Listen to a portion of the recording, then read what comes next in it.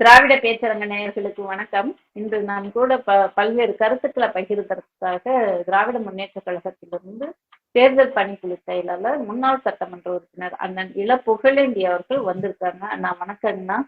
அனைவருக்கும் வணக்கம். கேளுங்க. இளையராஜா அன்னைக்கு ஒரு சீஃப் கெஸ்டா ஒரு கோயிலுக்கு போயிருக்காங்க, ஸ்ரீவில்லிபுத்தூர் ஆண்டாள் கோயிலுக்கு போயிருக்காங்க. அவர் இசை ஞானி, உலகத்தையே இசையில ஆண்டவர்னு சொல்லலாம். அவ்வளோ புகழ் பெற்றவர்.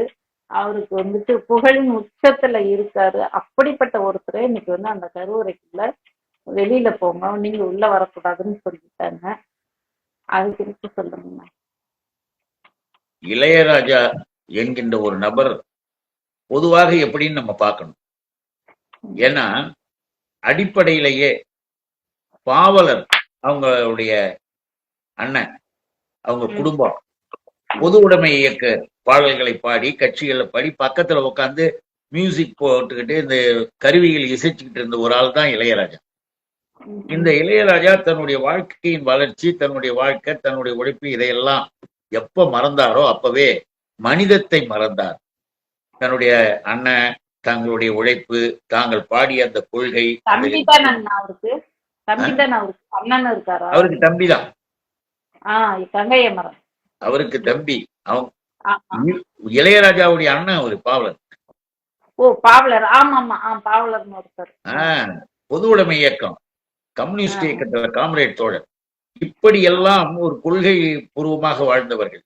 அந்த குடும்பத்திலிருந்து வந்துட்டு மற்றவர்களை ஒரேடியாக மறந்து, யாருக்கும் எதுவுமே செய்யாம தன்னை வளர்த்தி கொள்வதற்காக, தன்னை வளர்த்தனவங்க, தனக்கு வாய்ப்பு கொடுத்தவங்க, தன்னை மதித்தவர்கள், அவங்க அத்தனை பேரையும் மறந்துட்டு நன்றினா என்ன வேலை என்று கேட்கக்கூடிய நன்றி கெட்ட ஒரு மனிதனாக உயர்ந்தார். ஆனா ஒண்ணு, அவர் ஒரு தமிழனாக இருந்ததால் இசை அந்த திறமை அபரிமிதமாக, இசை ஞானத்தின் ஒரு வளர்ச்சி நிலையாக எல்லோரும் ஆச்சரியப்படத்தக்க அளவுக்கு அவருடைய திறமைகள் இருந்தது. ஆற்றலை நாம மதிக்கிறோம், நாம திறமைகளை போற்றக்கூடியவர்கள், அது யாரிடம் இருந்தாலும் சரி. இப்ப ஐயாவே அடுத்தவர்களுடைய திறமை ஒரு எல்லோரும் போற்றக்கூடிய அளவுக்கு இருந்தா அதை குறைச்சலாம் சொல்ல மாட்டாங்க. எல்லோரும் சரி, மனிதர்கள் தானே, எல்லாத்தையும் உயர்த்துறோம். ஆனால் அதற்கு அடுத்த கட்டமாக இந்த ஆளை பார்க்கும்போது, என்னைக்கு நம்மை சுயமரியாதை மனிதனாக, நம்மையெல்லாம் ஒரு வாழ்வுக்கு உயர்ந்த நிலையில் நமக்கு முதல்ல சட்டை போட வச்சு, செருப்பு போட வச்சு, தோல்ல இடுப்புல கட்டின துண்டை தோல்ல போட வச்சு மனுஷனா நடமாட விட்ட இந்த திராவிட இயக்கத்தை ஒரேடியாக, அதாவது நீ வேற கட்சியில வேற கூட எப்படி வேணா போ, ஆனா ஒரேடியாக மறந்த நிலையில் உன்னுடைய கேவலமான ஈன புத்தியை தந்தை பெரியாரின் வரலாற்று படத்திற்கு இசையமைக்க மாட்டேன் என்று மறுத்த அந்த நேரத்திலேயே மிக கழிவு நீர் போல ஆயிட்டாங்க. ஆக இப்படிப்பட்ட ஒரு நன்றி கெட்டவராகவும், ஒரு சமூகத்தினுடைய ஒரு உயர்ந்த தலைவரை தான் ஏற்றுக்கொள்ள முடியாம, பெரியார் மேல அவருக்கு என்ன அப்படி என்ன ஒரு கோபம்? பெரியார் மேல என்ன? பெரியார் இந்த பூதம், சாமி, பிசாசு, சிலை, பொம்மை, கம்மை, இந்த கதையெல்லாம் வேணாண்டா. உன்னை படிக்க வைக்கல, உன்னை உயர்த்த வைக்கல, உன் குடும்பத்தை வாழ வைக்கல, உனக்கெல்லாம் நல்லது செய்யலடா, அது ஏன்டா வச்சுன்னு தொங்கிட்டு கிடக்குற, அது அதனாலேயே நான் கோச்சிக்கிட்டேன் போல, அது வேண்டாண்டான்னு சொல்லி விட்டார்ல. இந்த நபர் எங்களுக்கு அதுதான் வேணும், ரைட். அதாவது ஐயா நான் சொல்லுவதை முழுவதும் நீ ஏற்றுக்கொள்ளணும்னு இல்லை, நீ மனிதனாக இருக்கணும், உனக்கு அந்த நம்பிக்கை இருக்குன்னா இருந்துட்டு போகுது, ஆனா அதே நேரத்தில் சமூக சீர்திருத்தவாதியாக வா என்று ஐயா அவர்கள் அழைக்க இன்னைக்கு லட்சக்கணக்கான பேர், கோடிக்கணக்கான பேர் தந்தை பெரியாரை மதிக்கிறார்கள். அவர்களுடைய இறைநம்பிக்கை என்பது வேறு. அதே நேரத்தில் தன்னம்பிக்கை, சுயமரியாதை, சமூக நீதி, சமநீதி, சமத்துவம், சமதர்மம், இப்படிப்பட்ட ஒரு கொள்கையில அவங்க ஐயா கூட வராங்க. இது அதுலயும் கிடையாது, இந்த லிஸ்ட்லயே கிடையாது. இப்படிப்பட்ட ஒரு நபரை கண்டுக்காம நாம போறோம். நம்ம இயக்கும் போது நம்ம தலைவர்கள் விட்டுடுவாங்க.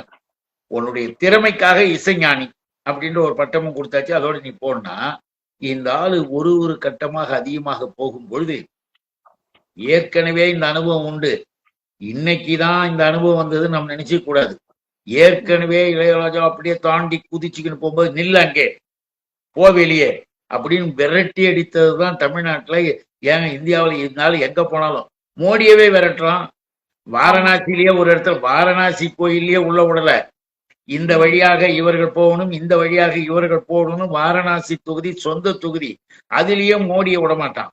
இப்படி வர்ணாசிரமம் அயோத்தி கோயிலையும் உள்ள விட மாட்டேன்ட்டாங்க. மோடி வராது, மத்த ஜீயரும் எல்லாம் யாரும் உள்ள வரல. ஐயோ, அவரு கட்டின கோயில், அவங்க கட்டினது, அவங்க பண்ணது, அவங்க வாரி குருதி எதுவாக இந்த மாதிரி நீ கோடீஸ்வரனா இருக்கலாம், நீ பெரிய பதவியில இருக்கலாம், செல்வா கொடைவனா இருக்கலாம், ஆனா நீ பிறப்பால் சூத்திரன். சூத்திர பயலுக்கு இதுதான்டா. அதுதான் எங்கள் வர்ணாசிரமம், சனாதனம். அத பெருமையாக கருதக்கூடிய தமிழ் எல்லாம் இருக்கீங்க. ஆமா ஆமா, எங்க மூஞ்சில எச்சி துப்புனாங்க, பரவாயில்ல, கடவுள் வந்து என்னை எச்சி துப்ப சொல்லிட்டாங்க என் மூஞ்சில அப்படின்னு கும்பிட்டுக்கிறது.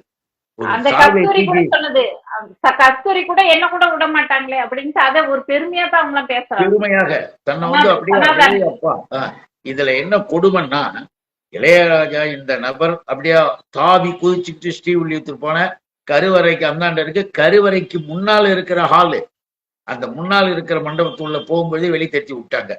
வந்து சேர்ந்துட்டேன். எங்களுக்கு அதை பத்தியில உன்னெல்லாம் அப்படித்தான் செய்யணும், உன்னை இன்னும் கூட செய்யலாம், நீ வந்து எதையும் ஏற்றுக்கொள்ளாத ஒரு இழி பிறவி. ஆனால் சனாதனம் வர்ணாசிரம் என்பதை எப்படி நம்முடைய மாண்புமிகு இளைஞரணி செயலாளர், மாண்புமிகு துணை முதல்வர் தம்பி உதயநிதி ஸ்டாலின், இது விரட்டப்படக்கூடிய விஷக்கிருமி இல்ல, கொரோனா கிருமி, இதை வந்து அழிக்கணும் ஒழிக்கணும்னு சொன்னது எவ்வளவு நியாயம் என்பது மீண்டும் புரிவாகுது. அவ்வளவுதான். இதுல இன்னொன்னு நீங்க பாத்தீங்கன்னா, நாம நினைப்பது போல இல்ல, இந்த சனாதனவாதிகள் எதுக்கு எடுத்தாலும் சாமியை கூட்டுக்குவானுங்க. பிரம்மா எழுதி வச்சாடுறான்னு இப்ப சொன்னாங்கல்ல, உத்தரப்பிரதேசத்துல 60 குழந்தைங்க செத்து போகுது. இவர்கள் வந்து ஆக்சிஜன் சரியாக வைக்கல, ஹாஸ்பிட்டல்ல ட்ரீட்மெண்ட் சரியா கொடுக்கல, குழந்தைங்க செத்து போகுது. இன்னும் பல்வேறு இடத்துல பெரிய அளவுக்கு மருத்துவமனைகள் மோசமாக போய் மக்கள் இறக்குறாங்க. அதை கேள்வி கேட்டா என்ன சொல்லிட்டான் யோகிலாம்? பிரம்மன் தலையில் எழுதி வைத்தான், அதை நம்மால் மாற்ற முடியாது. எப்படி பிரம்ம தலையை எழுதி வச்சா மாற்ற முடியாதுன்னு அவன் சொல்றத கைத்தட்டி ரசிக்கக்கூடிய இளையராஜா. இப்படிப்பட்ட இளையராஜா தமிழ் இம்சை போறவர்களுக்கு இந்த இலட்சணம், இந்த இழவுதான். இன்னும் கூட இப்படி ஒருவரை அவமானப்படுத்தினாங்க. அவமானப்படுத்தும் போது அன்னைக்கு அவங்க முடிவு எடுத்தாங்க, அவங்கள மனுஷின்னு சொல்லலாம், அவங்கள வந்து ஒரு மனிதத்தன்மை உடையவர் நாம மதிக்கிறோம். யாரு? அன்னை இந்திரா காந்தி அம்மையார்.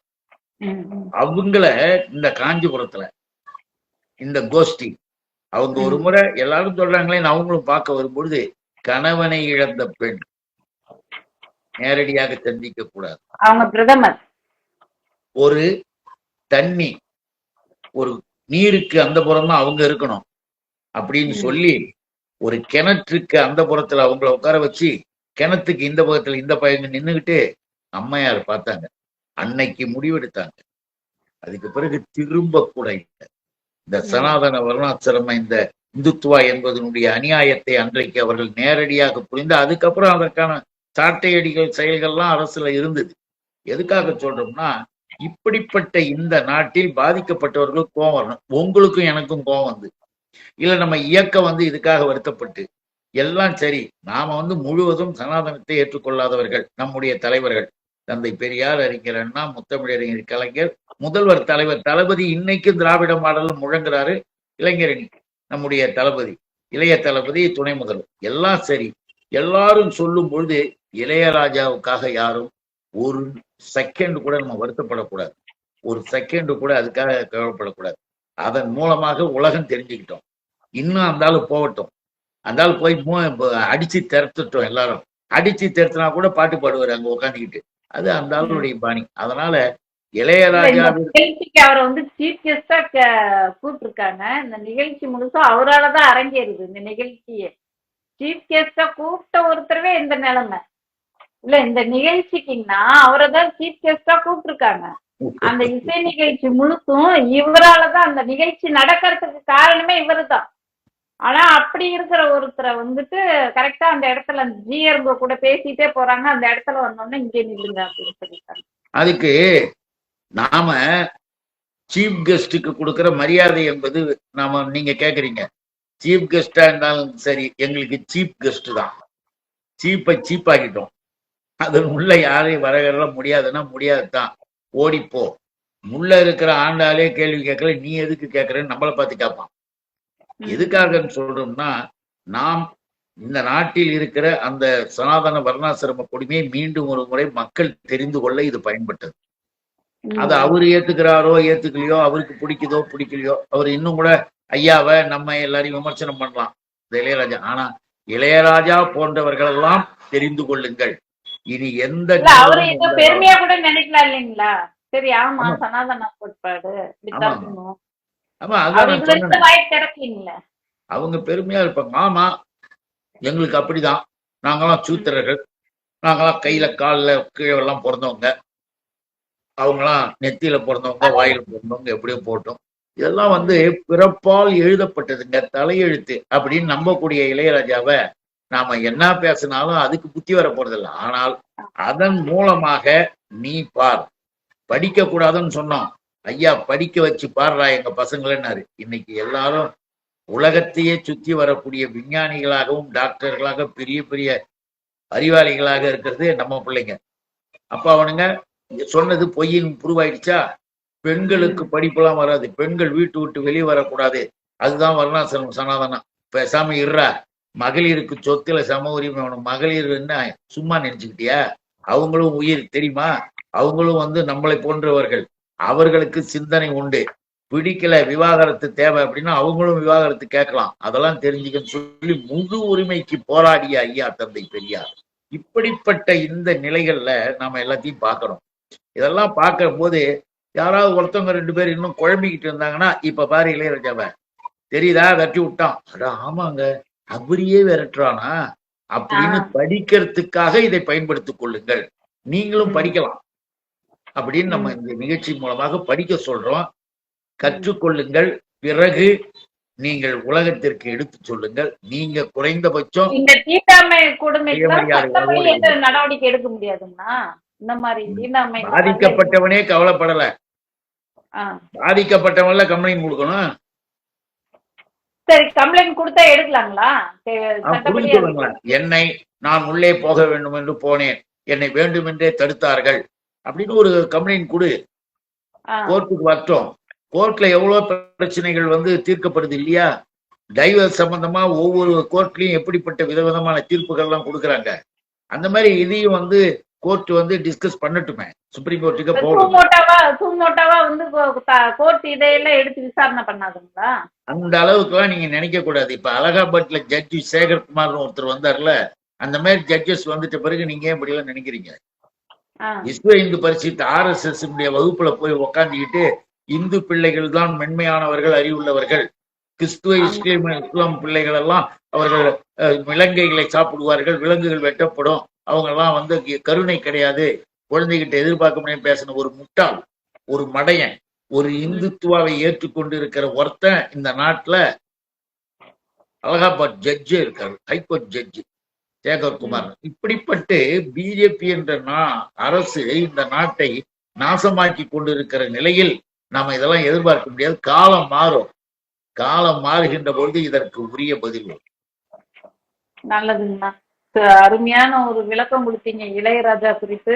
இளையராஜாவுக்கு என்னைக்கு அறிவு வந்து, அவரு என்னைக்கு சுயமரியாதை வந்து, இது அப்பா கோயில், என் பாட்டை கட்டின கோயில், நான் உள்ள போற உரிமை எனக்கு இருக்குதுன்னு என்னைக்கு வாய் பேசுறதோ அன்னைக்கு வந்து எல்லாம் மாறும்.